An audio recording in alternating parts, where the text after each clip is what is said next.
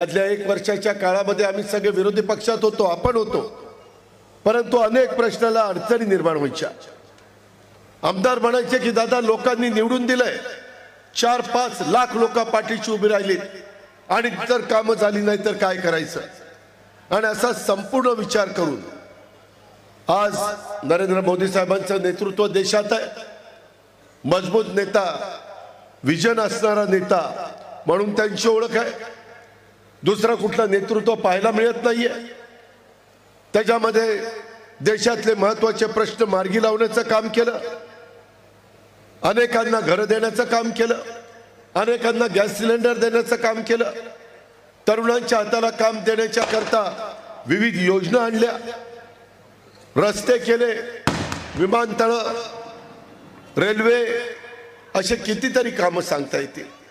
आणि तशाच पद्धतीची कामं सांध्यापासून बांध्यापर्यंत माझ्या महाराष्ट्रात झाली पाहिजे, माझ्या कोल्हापूरला झाली पाहिजेत, माझ्या कागलला झाली पाहिजेत, चंदगडला झाली पाहिजेत, गडिंग्लजला झाली पाहिजेत, आजऱ्याला झाली पाहिजे, तिकडे पन्हाळा असेल किंवा कुठलाही माझा तालुका असेल, प्रत्येक तालुक्यामध्ये झाली पाहिजे। परंतु झाली पाहिजे म्हणून मनात आणून होत नाही, त्याकरता तुमचा सरकारमध्ये असलं पाहिजे। आणि म्हणून एकनाथराव शिंदे आणि देवेंद्र फडणवीस साहेबांच्या महायुतीच्या सरकारमध्ये आम्ही लोकांच्या प्रश्नाच्या करता जाण्याचा निर्णय घेतला। बहुजन समाजाच्या अडचणी दूर करण्याच्या करता, प्रश्न मार्गी लावण्याच्या करता निर्णय घेतला। माझ्या आधी अनेकांनी भाषणं केली, आमच्या युवराज बापूंचं भाषण झालं, त्याच्यामध्ये यमानेंचं भाषण झालं, बऱ्याच जणांची तिथं भाषणं झाली। आमची भगिनी शीतल, तिचं भाषण त्या ठिकाणी झालं। सगळ्यांनी भूमिका काय मांडली किंवा प्रश्न सुटले पाहिजे, केपी पाटलांनी पण सांगितलं। आज केपी पाटलांचं जे काही इथेनॉलच्या प्रश्नाच्या संदर्भातलं काम मार्गी लागलं, कशामुळे लागलं? आम्ही सरकारमध्ये होतो म्हणून लागलं। आम्ही विरोधी पक्षामध्ये असताना प्रयत्न केला नाही असं नाही, परंतु जे वजन पडायला पाहिजे ते त्या ठिकाणी पडत नव्हतं आणि नंतर ते काम आपण मागणं आलं। त्याचा फायदा काय एकट्या केपींना होणार नाही, माझ्या त्या भागातल्या सगळ्या ऊस उत्पादक शेतकऱ्यांना होणार आहे।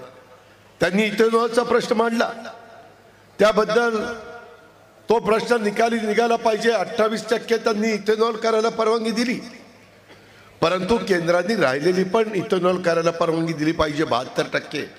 त्याकरता प्रयत्न जरूर आम्ही करू, कारण सरकारमध्ये आम्ही कशा करता गेलो की हे प्रश्न सुटावेत म्हणून। त्याच्यामध्ये आज नरेंद्र मोदी साहेबांच्या सारखं नेतृत्व दुसरं आपल्या देशामध्ये पाहायला मिळत नाही।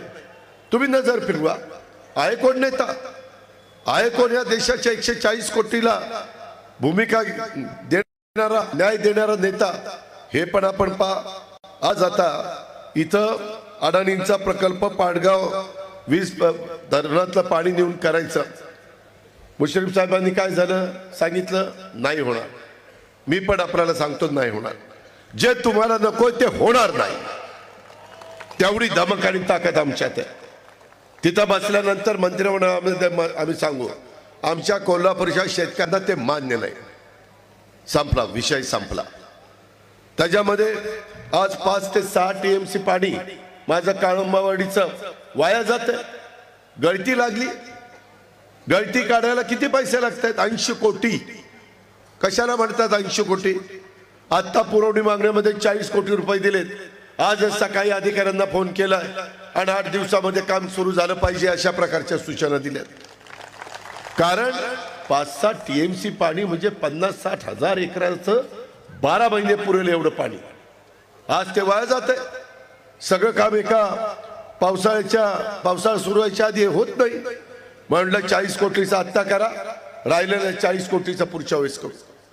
कशामुळे होतं? सरकारमध्ये म्हणून होतं, अर्थ मंत्रालय तुमच्याकडे म्हणून होतं। आज IT पार्कच्या बद्दलचा उल्लेख केला, IT पार्क आणायचं म्हटलं तर त्याच्याबद्दल मुश्रीफ साहेब तर सारखे माझ्या मागे लागले। भैया बांधलेंनी त्याचा मुद्दा उपस्थित केला, त्या संदर्भात एक जागा मी निवडली, ॲग्रिकल्चरची मदत लागते डिपार्टमेंटची, धनंजयला पुन्हा त्याचा पाठपुरावा करावा लागणार आहे, ते काम मार्गी धनंजयला सांगून लावावं लागणार आहे।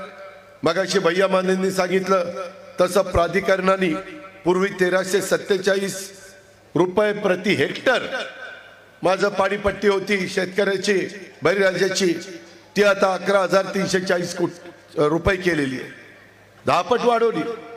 त्याबद्दल मी त्या खात्याच्या मंत्री यांना त्यांनी देवेंद्रजींना सांगितलं, देवेंद्रजी हे चालणार नाही, एवढा मोठमोजा आपल्या महाराष्ट्रातला बळीराजा सहन करू शकणार नाही.